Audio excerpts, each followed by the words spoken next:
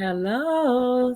So hello, Facebook. Hello, LinkedIn. Hi, my name is Linda Murray Bullard. They call me the business plug, and every Sunday at 7 o'clock p.m. Eastern Time, I come on, and sometimes I have guests, sometimes it's just me. So today is just me, but I want to talk to you about a business assessment. Like the world is opening back up on some respects, right? On some level, the world is opening back up. And so now people are starting to visit our businesses. So today, and I'm turning the noise off of my cell phone. Excuse me for that. Today, we're going to talk about the 360 building your own business assessment. That's a lot. That's a whole lot of words, right? But basically, what we're talking about is, are you ready? Are you ready? If you're a business owner, a small business owner, are you ready for more business? Like, are you sound? That's what we're talking about today. We're talking about your business idea. And if you're ready to start receiving customers now that the world is semi opening back up, or partially opening back up. And so I know that we still have that Delta variant out there that's trying to be a monster against us. But in spite of that, we're opening back up. And so I want to talk to business owners to make sure we're ready because we've been kind of stagnant for over a year now. And so now it's time to do a business assessment to see what we're doing, to see what our businesses look like, to make sure that we're ready for additional customers, to gain additional revenue. Like during pandemic, you got by with almost anything, right? Any business idea you had, you got by with it because people were pretty much confined to home and the resources were limited as far as being able to go and get exactly what they want. But with the world opening back up, now people are able to get what they want and to shop where they want. And with that, we want to make sure that our businesses are attractive so that we can attract those customers who we say are our avatars, right? So that's what this is about. That's what today is about. Today is about the 360 business assessment. And I'm going to ask you. So, the reason I even came to this is one of my prospective customers asked me about my process, asked me about what does it take for me to get an assessment of their business. And so I wanted to I sent them the questionnaire, but I thought, well, that's good thing for all business owners. These are questions all businesses really need to ponder to see if they need assistance, right? And so the goal is if you say yes to five or more of these questions, then you probably need to click on the schedule now, the schedule now button that I've put in the comments. You probably need to uh, picture that there. So here's how it goes. So the first question is, if you are a business owner, do you have a 1, 3, or 5 year business plan?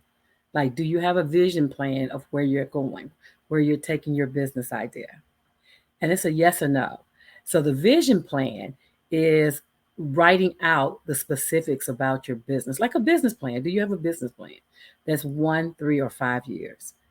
And with COVID and with all the uncertainties in the world now, if you just have a 1 year, you're good. I promise you.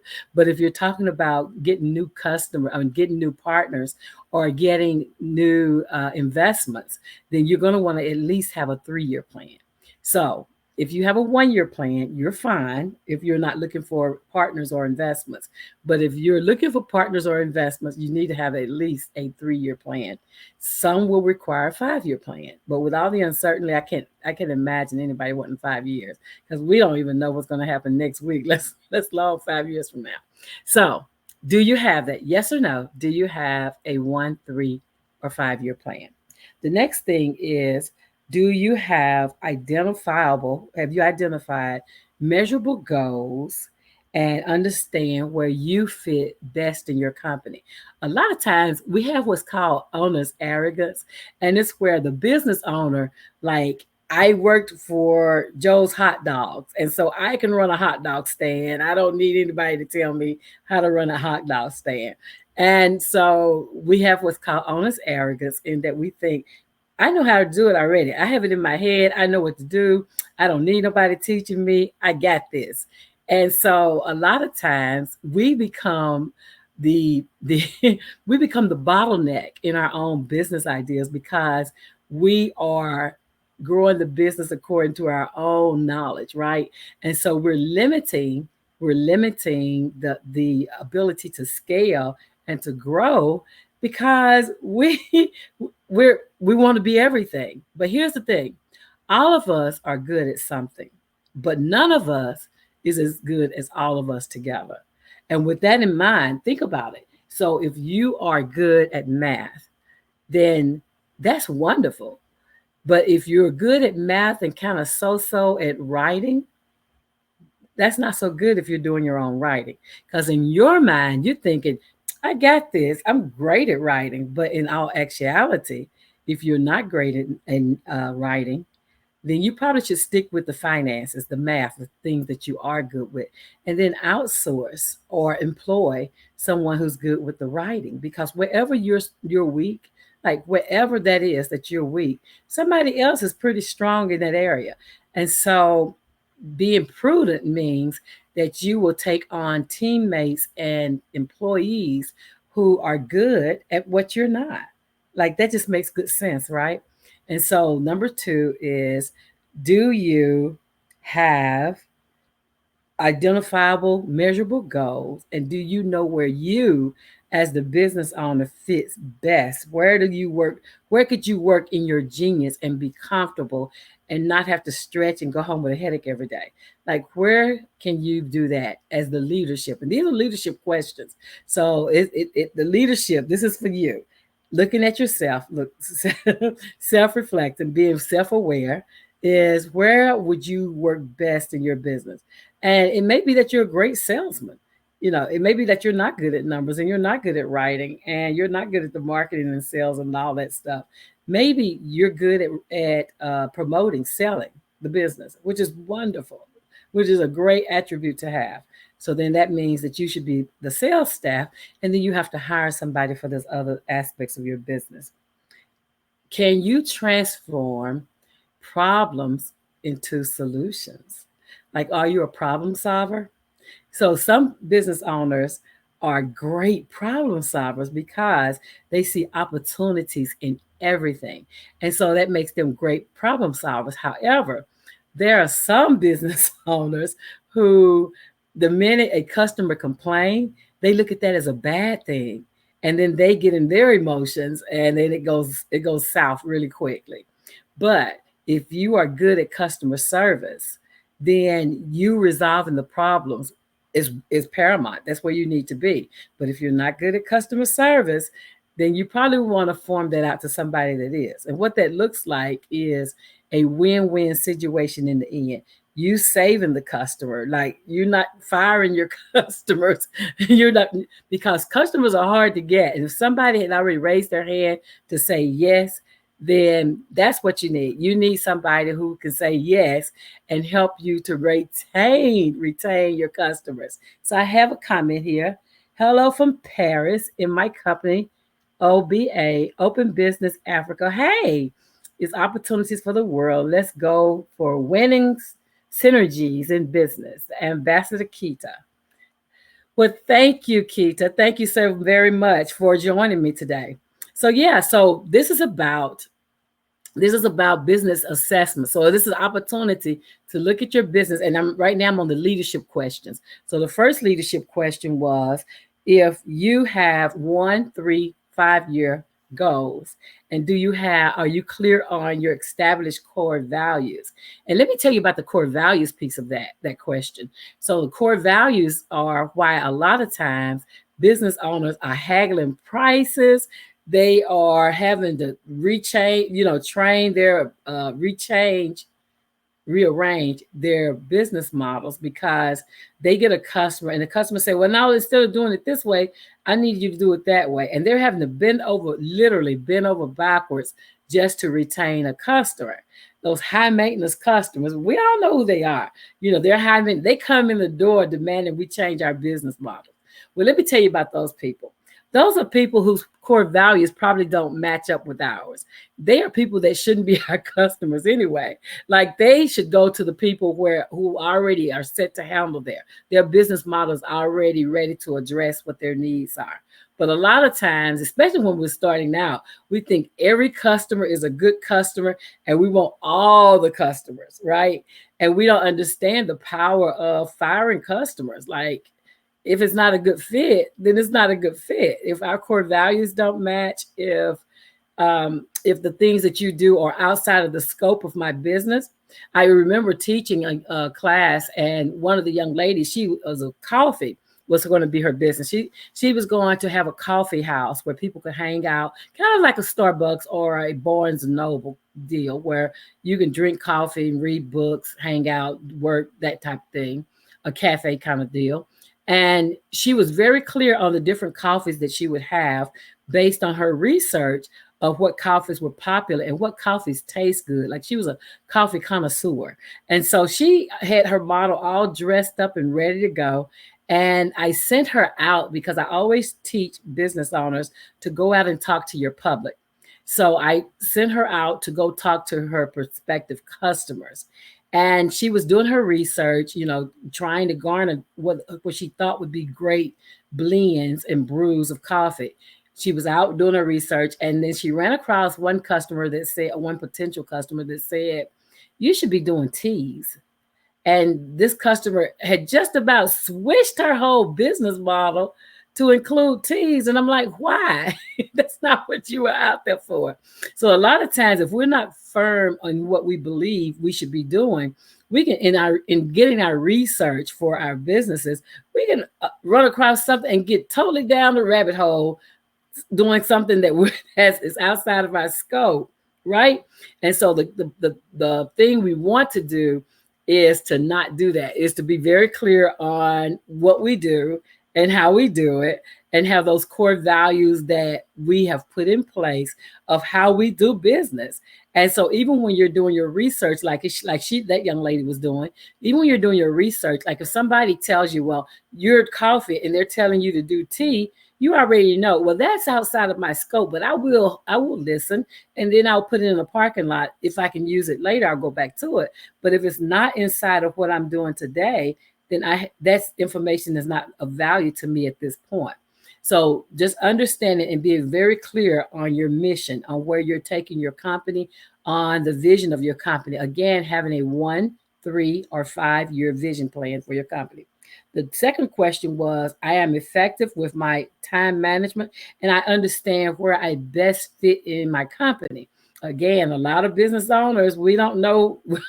We want to do it all because nobody can do it like us, right? It won't be the same if I don't do it.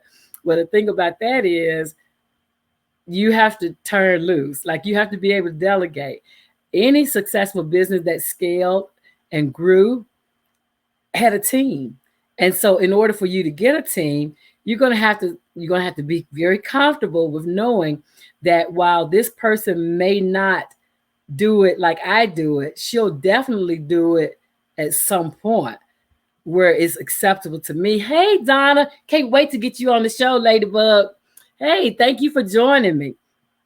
Donna owns the hair beauty supply. I want to say it's in Pennsylvania, but she actually owns a couple or three beauty supply stores in Pennsylvania.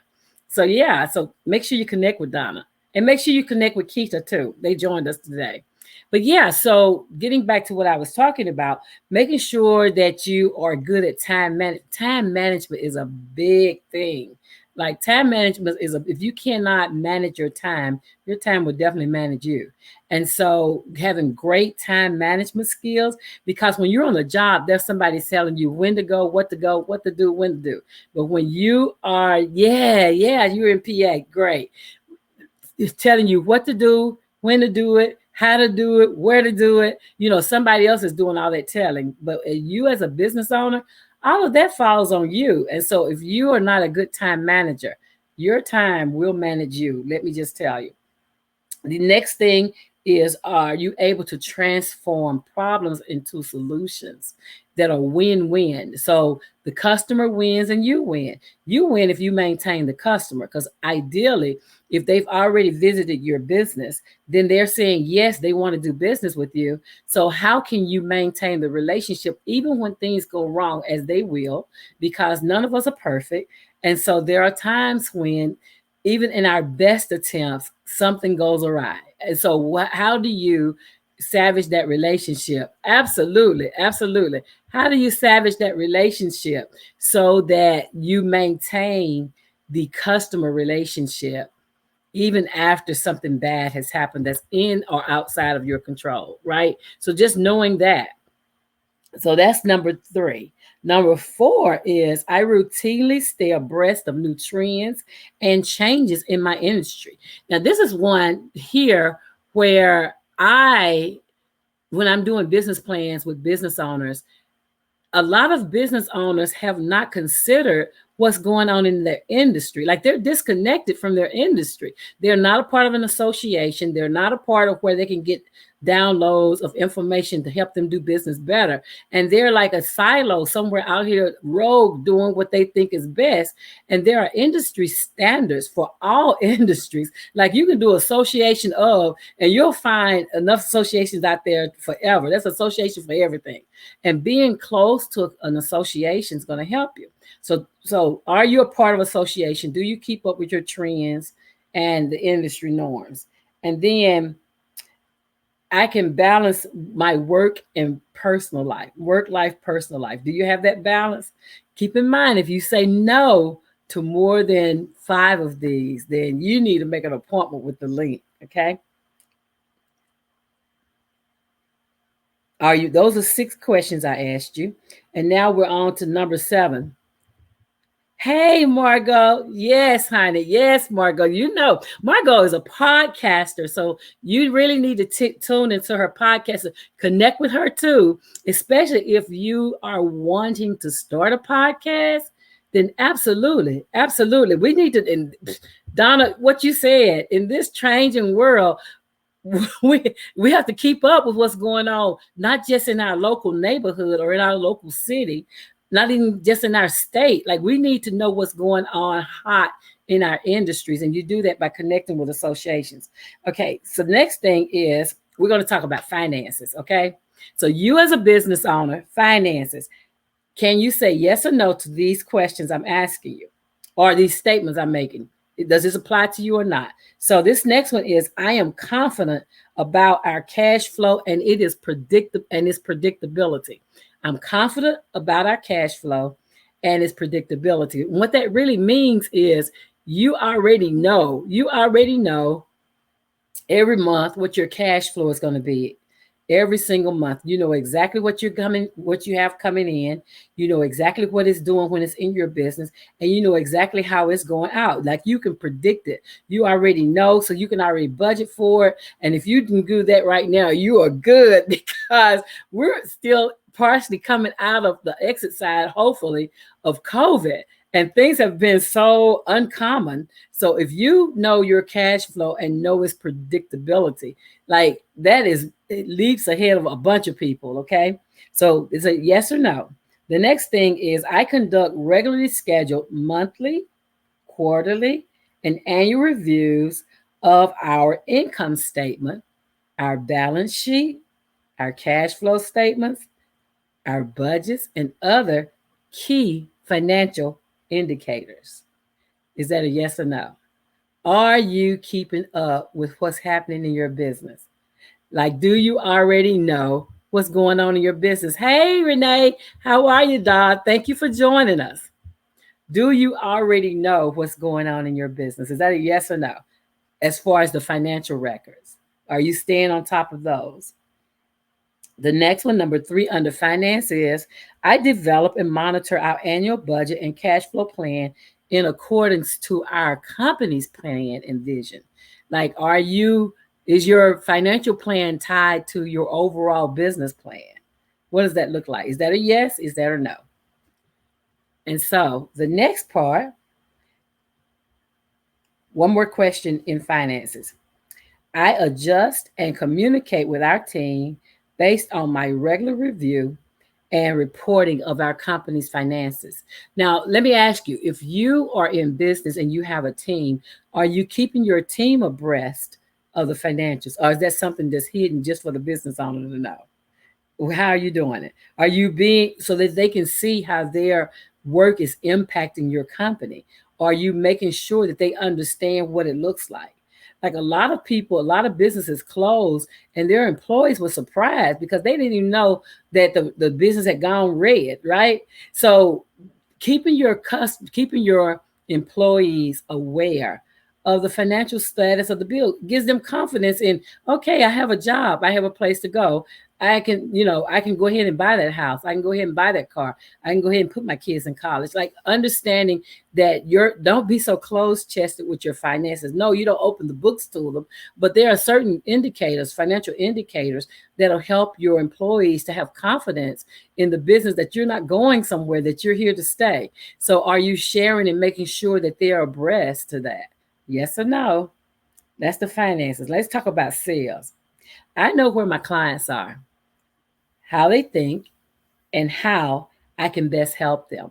Do you have a clear avatar? Like, do you understand exactly who your customers are? Are you very clear on who your avatar is, who you're serving? Do you know who those people are? Are you just serving everybody? And if you're serving everybody, you need to just stop listening to the questions and go ahead and schedule the appointment in the description, because no, we are not. No, I don't care what you're selling. No one has everyone for their customer. And if you think that, you're misguided. And I can show you how. Okay. So, I don't care. And some of my people, okay. Yeah, so we have to get them stabilized. We have to find out why they're coming and going, Donna, and find out how we can get them in one place. And so that you can start building, right? Because why are they leaving? Understanding why they're just passing through. And it could be just the culture of the people that you're hiring. That may be something that you want to look into as far as how you're hiring the people. Like knowing exactly customer. There are people out there who are not going to come and go. Like they are so glad to get the job that you're offering because I know you to be a good person and a good employer. So there are some people, there may be an HR opportunity there for you.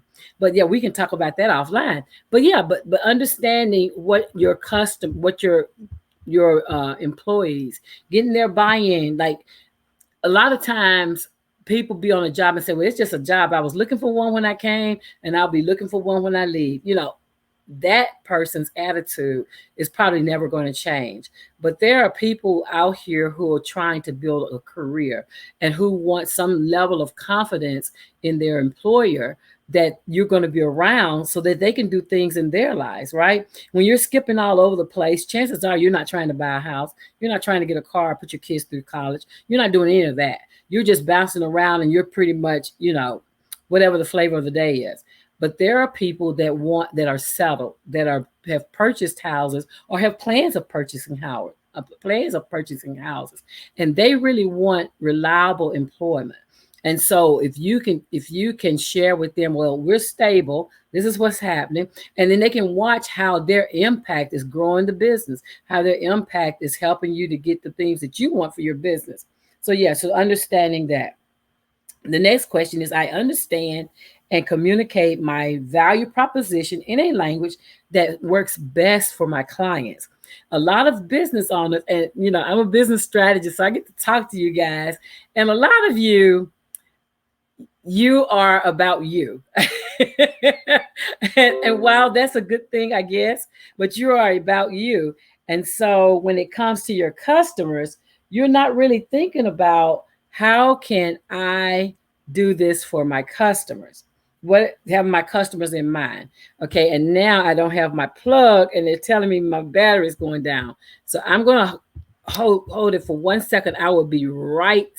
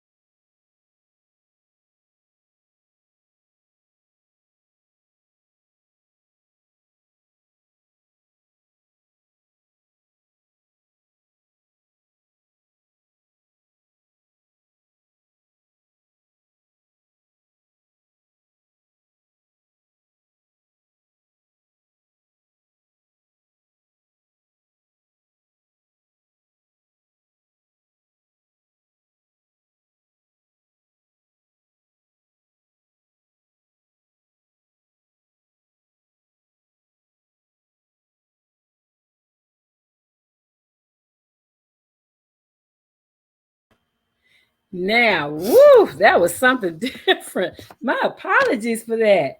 Okay, Donna, I hear what you're saying. You're saying that in your area that people are hiring everywhere. Donna, believe it or not, it's not just your area because there's a worker shortage. So some of the experts believe because people get more money staying at home on unemployment that they're not coming to work. And so instead of working, like I'm in Tennessee and we have it here. One of my business owners said she had an employee that was supposed to be the receptionist and she only came to work 2 days a week. Like the rest of the time she was off working for somebody else, presumably. So it's not just your area, dear. It's all over the United States. There is a shortage of people that want to work. But now that's a needle in a haystack. But there still are people out here who are looking for jobs and who are buying houses and cars and putting their kids in college. Like there are people, they're still out here. They may be needle in a haystack, but I would, you're in hair and beauty. So I would definitely look at some of these colleges where these beauty schools and these people that need some extra income. I would definitely be trying to find, people who are already in the industry and who want to learn about the products that are available. So that may be a way for you to go and look and see if you can find credible employees. But baby, I hear you. I hear you. Like I said, one of my one of my clients called me the other week and she was like, Linda, what am I going to do? Nobody's coming to work, and we had to walk her through an HR crisis because it's I hear you. It's hard out here. It's hard out here trying to find people that really want to come to work. And, because a lot of times, with the extra unemployment they're getting, they're making more at home than they are getting up to come to work. And so if you do the math, but the thing about that is that's going to end soon. So everybody's going to have to get back to work. so hopefully this is a temporary problem and we're on our way out of that too, on our way out of that problem. But yeah, I heard you, girl. I definitely heard you. Yes, I did. Absolutely. I feel you. Because like I said, my client called me and she was like, girl, they're not coming to work. I don't know what I'm supposed to do. Can't be all these places at one time. So yeah, I hear you. So let's talk about some more sales stuff. We're in the sales now. The next thing is my pipeline is full and I generate leads regularly. Like, do you have enough customers coming into your business to sustain your business plan? Like, according to your break even point, are you able to make your break even? And that's just break even. That's not profit, right? But are you able to have enough customers to make your break even? This is yes or no, and you can do these to yourself. But if you get more than 5 no's, remember, click the link. We need to schedule an appointment so we can get you on the 360 business assessment. I regularly measure the effectiveness of our client attraction activities. And that's the thing. Are you chasing clients or are you attracting clients? That's very different. Like chasing clients means you having to make all these calls, go to all these places, do all these things. Attracting clients means they hear about you and they reach out to you. Ideally, you want to do 75% of your clients or 80% of your clients are coming to you because you are attracting them. There may be a 20% that you have to do some different things with, but for the most part, you're not chasing clients. You are actually attracting clients because your business, you're making noise out there so that they know you're open. And we talk about what that looks like in the business assessment. Like we go through we comb through everything of your business to make sure you are attracting clients and not chasing clients. The chasing clients is very expensive. So are you measuring that and making sure it's effective? And then number 5 under sales is I win and get business and get new business regularly. Like, are you getting recurrent business? Are you doing some business to business along with your business to consumers? Are you all business to consumers? Are you all, are you creating customer journeys? Are you creating experiences for your customers so they come back? And not only do they come back, they refer you to their friends and family. Like, what are you doing to attract customers? And then I stay in touch with my past, current, and potential clients. So are you one and done? Like you make one sale and they go on their way and you go on your day? and then you're always making one sale, one and done. You don't want to be in that situation because that means you'll be forever chasing customers. You cannot scale a business doing one and done. You can't. You have to create ways to re-engage with your clients and build relationships and extend your customer lifetime value. So we talk about all of that. We talk about how that's done when you're doing the business assessment. And then I have all the clients I need. Now these are yes or no questions. So the first one was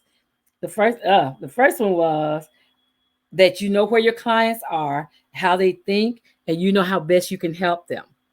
The second one was I understand and communicate my value proposition in a language that is best for my client. So you're not doing it from your frame of reference. You're actually speaking in the language of your client so they know that you're out here to serve them.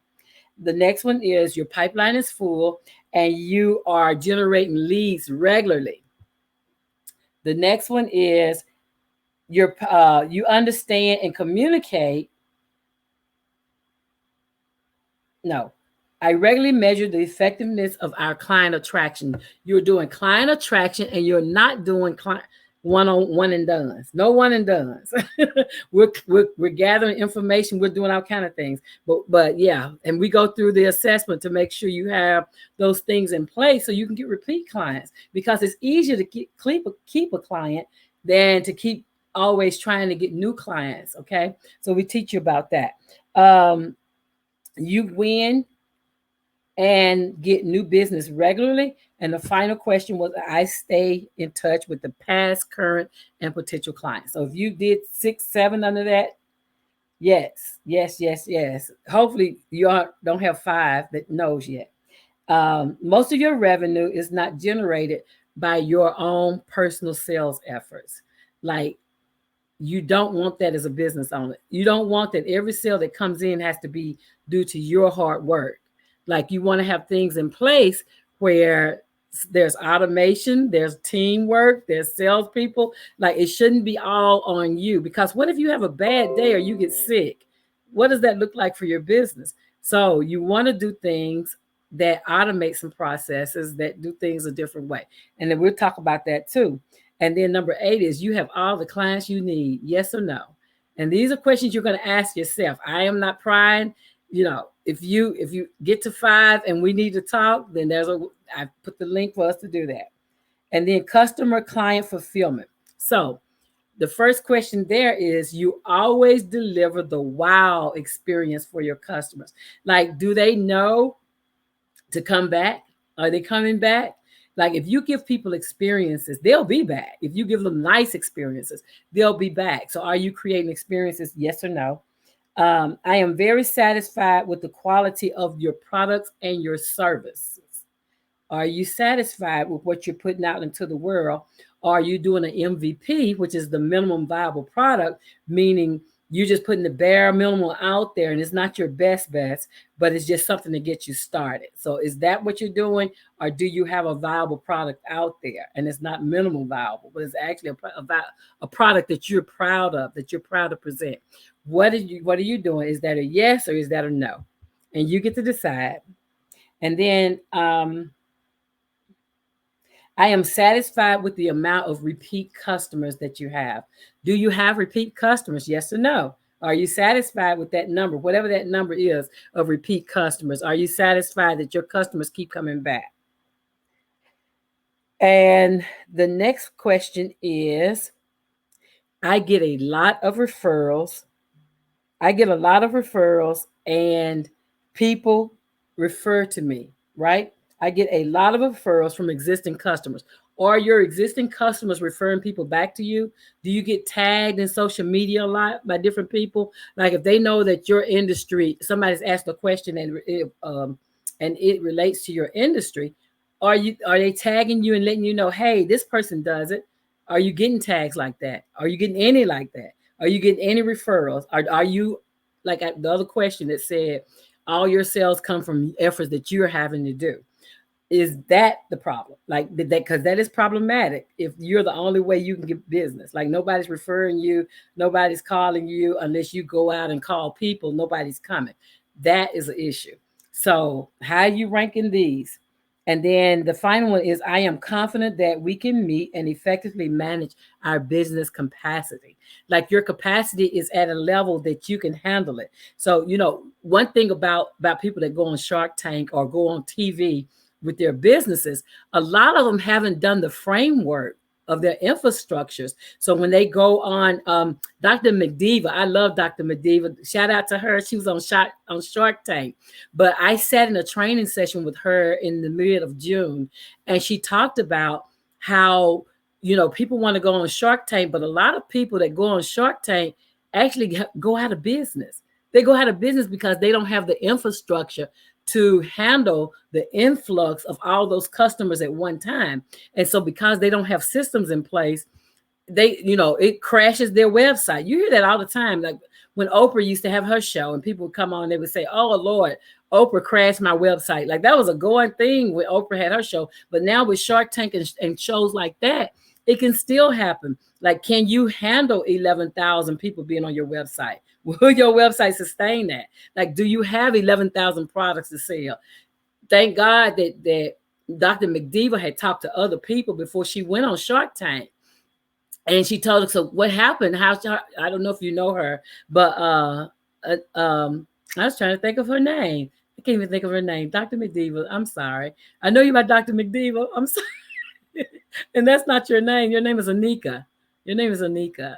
But I can't think of what your last name is. But in any case, she went on Shark Tank, and she's the one with the magnetic lashes. She's an eye doctor by practice. And she went on Shark Tank with the magnetic lashes. And the next day, like 11,000 people was on her website trying to buy her product.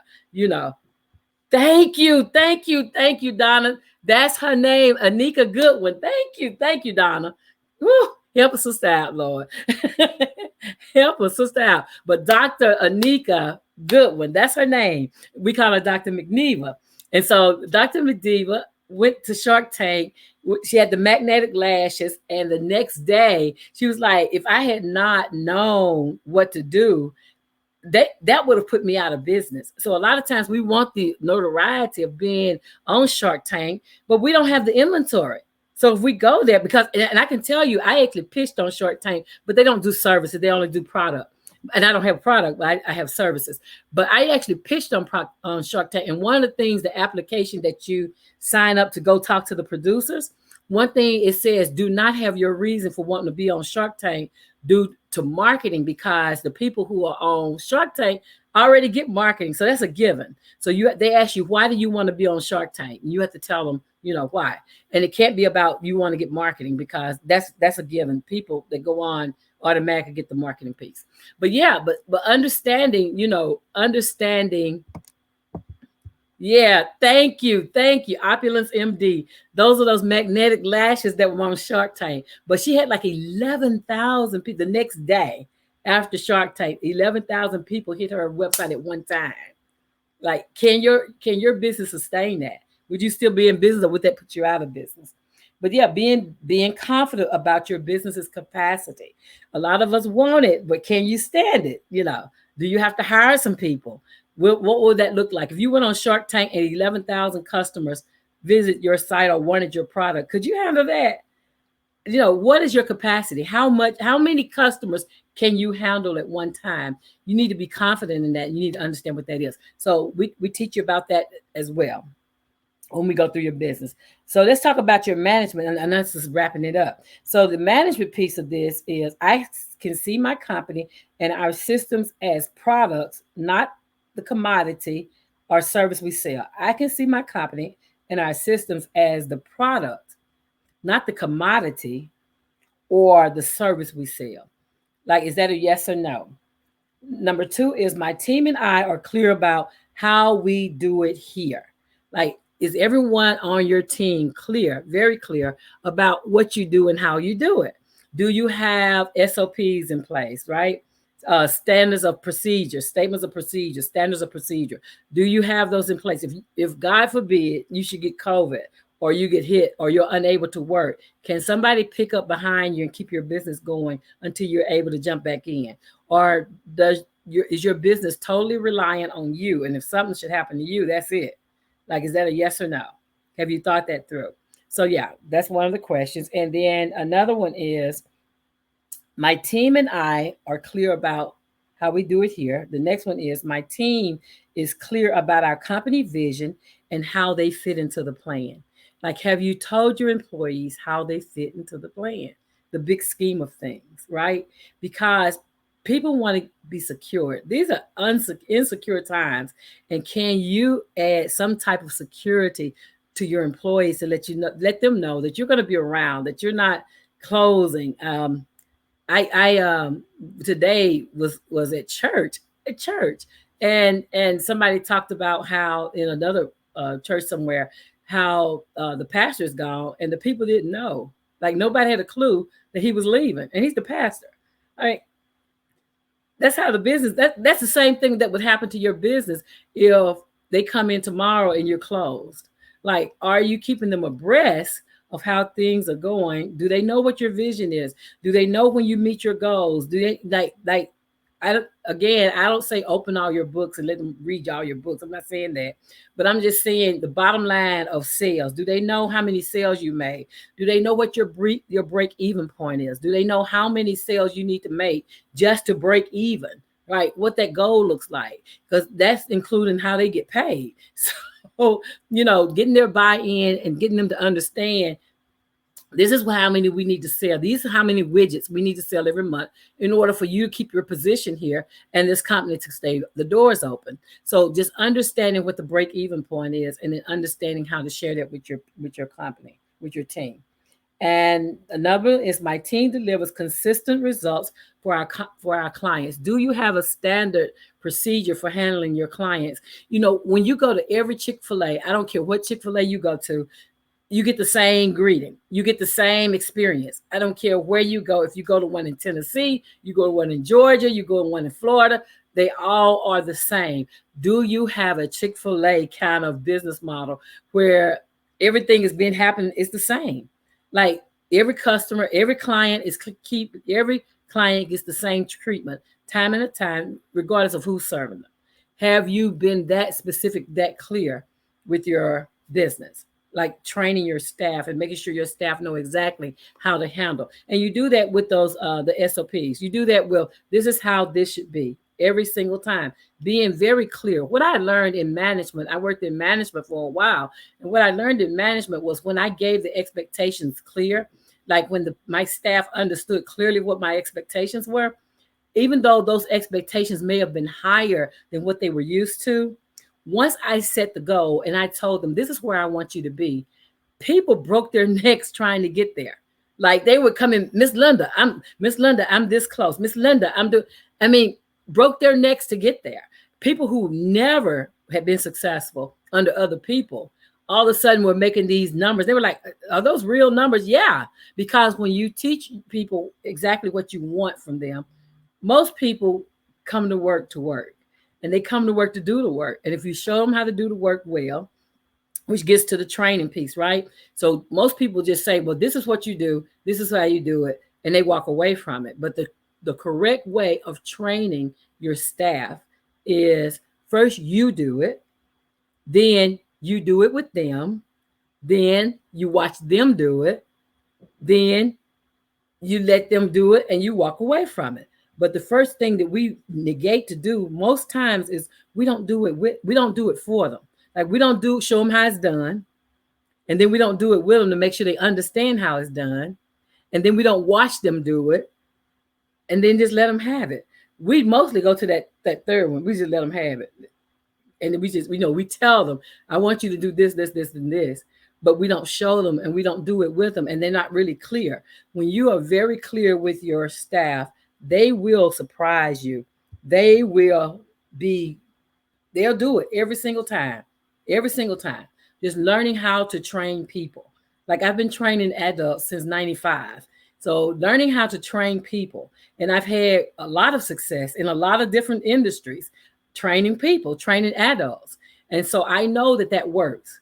Okay. So write that down. First you do it, then you do it with them, then you watch them do it, and then you let them have it.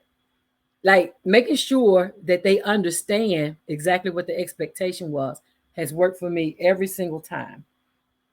Okay, the next thing is I am constantly increasing my company's capabilities and adding great team members.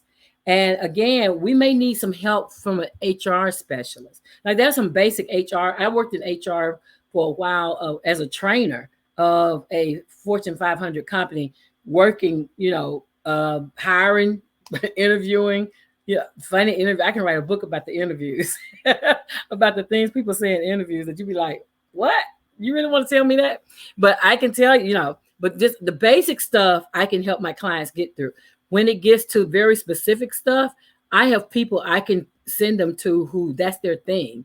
And I'm not trying to be, I know enough about a little of everything to get you started. But then after you get to a certain point, I am not selfish. I will pass you off to great people who are doing exactly what you need done. And so that's the thing about being a business strategist is I set the framework and then I let you elevate to people who specialists who can handle what you're doing. Okay, so the next one is my business does not depend on a few key members for its success. Like your business should not just depend on a few key members. All of your employees and yourself should equal the success of your business. So with that being said, if you just got one or two good employees out of 10, that's not good. Like ideally, you want to have a team of 10 who are highly effective, highly performing. So if you have 10 employees and only two are your key employees, that's an issue. Like it may sound good. I got two good employees. It may sound good, but it's not good. It's not a good thing. And so how can you make sure that all of your team is proficient in what they're doing? How can you make sure that you're training them and that you're providing them support they need, that they are able to be successful? Like that's very important. And then how can I recruit? I can recruit, hire, and train great team members. Again, that is very important that you be able to recruit, like knowing where to go look for your employees. As I was telling Donna, you may have to think about where you're getting your employees from. Here's what most business owners do, and I pray that you're not doing this. Most business owners will go and Google employee application, and they'll download that application and they'll use it. No, that's not good. That's not a good thing. The thing about it is your application process should answer most of the questions that you have about that employee. What can you learn about that employee from the application? Now, there are questions you can ask employees. And there are some questions you can't ask employees. Okay, but those questions that you ask, like if I'm going to hire somebody to paint a car, if I'm a auto painting company and I'm going to hire some people to paint cars, what I need to know is how many years of experience are they bringing to this position that they've painted cars. Like I don't really need to know about everywhere they've been employed in their lives.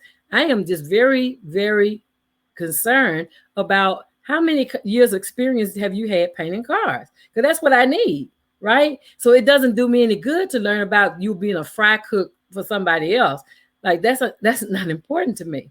But if you download those generic applications, you're going to get generic answers, and then you're going to have generic people, and you're going to find yourself sorting through employees forever.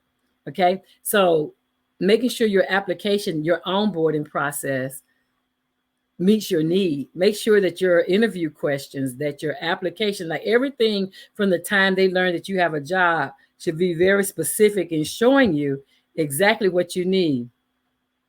Absolute, honey, that's going to pay for itself, because the quality of your employees, Donna, is getting ready to be up leveled.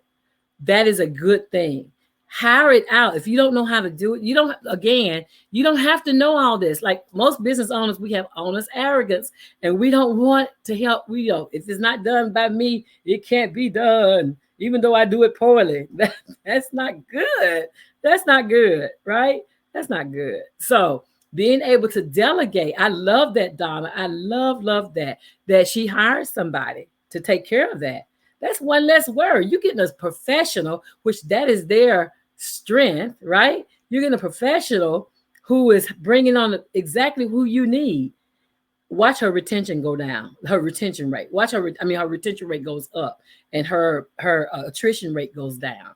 Like people leaving goes down, but her retention rate of people staying is about to go up, because somebody who specializes in HR know exactly what she needs and will only have those people as her hires. Watch how that works. That's a good thing. So if you're on here, yes or no, that was the final question. No, we have one more. Most of our company's systems are documented and organized. Again, having SOPs. If something should happen to you, God forbid something happens, but if something should happen to you, that somebody else is able to get up and take your business and keep it going until you're back at it. So these are some questions that we go over with business owners when they first enroll into the LSMB 360 business assessment. Like, this is a whole plan, right? And what it looks like is I work with you for 6 hours. We do first a 2 hour initial call where I get to learn about you and get to look at your answers on this questionnaire. And we walk through where your no's are. We walk through your nose first, but while we're walking through your nose, we're looking at how you're structured. We're looking at your business systems. We're looking at the difference between your sales and your marketing. We're looking at how you distribute your product or service to get it to your client. And then we're looking at customer service, because we want to make sure that you're creating customer journeys and that you're not doing one and done. If you're going to scale your business, you're going to have to put some framework under your business that's going to support your scaling and your success. And that's what the 360 business assessment is all about. It is what we do for business owners, new and existing, who some people haven't started their business idea yet, right? And so they want to get a business plan. So the 360 business assessment looks at where their idea are, and then we build their business out. But for those who are already in business, we're able to identify and plug in those gaps that may be in their business, because we literally dissect their business by taking it loose and seeing what's working and what's not working. And those things that are not working, then we put things in place. In the event that is outside of my scope, my network is strong. Like, my network is over 5,000 specialists who are doing what you want done in any frame. I can tell you a number of people who do graphic arts. I can tell you a number of people who do finances, a number of people who do logos and marketing and sales funnels and all this other. I mean, all this stuff. That's the whole thing about being with LSMB Business Solutions. We on purpose plan to be a one-stop shop for our business owners. And when it's outside of our scope, we have people we refer to. That's what we do all day, every day. So now that I've taken almost an hour to tell you about the 360 business assessment, if you're watching this on the replay, please put hashtag replay. And if you have 5 or more no's to these questions I've asked, if you have like yes or no answers, period. If you have 5 or more no's to these questions I've asked, then it's time for you to make an appointment to see me or somebody. If not me, then definitely a business strategist that can help you to plug in your gaps and get you to the money. Because every day that you are staying where you are, you're leaving money on the table and you're not being as effective as you could be. And so you need to get to a business coach fast, somebody who can help you think that through. And not just any business coach. This is about strategies. It is about making sure your overall infrastructure can handle you scaling and sustaining your growth once you get there. So that's what this is about. I hope you have enjoyed this. Again, this is the Business Plugs Mixer. I come on every Sunday at 7 p.m. Eastern Time to talk about business things and to introduce you to business. Donna will be on here. We're getting that interview, Donna. Donna's going to be on here telling you about how she did what she did in her beauty supply store. She's going to be one of the people you get to meet up close and personal very soon. So yeah. So if you have any questions, please post them below. If you have any comments, you're welcome to post those too. If I don't get to you while we're live, I will definitely get to you afterwards. So that's what we're doing. Thank you all. Thank you all. Thank you all. Thank you all. Well, thank you, Donna. Thank you. Thank you. Thank you. Yeah, we're gonna get you on here. We gotta get you on here so we can know about your genes up in Pennsylvania, honey. You're doing things and I love it. But yeah, so that's what we're doing. And if you would like to be on the Business Plugs Mixer, then inbox me and I can tell you exactly how you can become a part of this broadcast on Sundays at 7. I am now booking for August. So if you're interested in talking about your business and what you do and getting in front of over 20,000 people on various social media platforms, then by all means inbox me and let's see how we can get you on here. We've had a lot of credible people. I mean, a lot of fantastic people have been on the show. Well, that's going to do it for me. You'll see me next Sunday at 7 when I will bring a guest. I think I have a guest next Sunday. I think I never know. I have to check my calendar. But I think I have a guest next Sunday. And if I do, I'll be here at 7 o'clock p.m. and we'll do this again. If you need to schedule an appointment, then by all means, click on the link that's in the description or inbox me. We'll see what we can do to get you on point. The world's opening back up. It's time for us to get ready. My name is Linda Murray Bullard. They call me the business plug. I just plugged you into a full business assessment so that you can get your business ready for all this post-COVID money. You guys have a great one. I'll see you next week.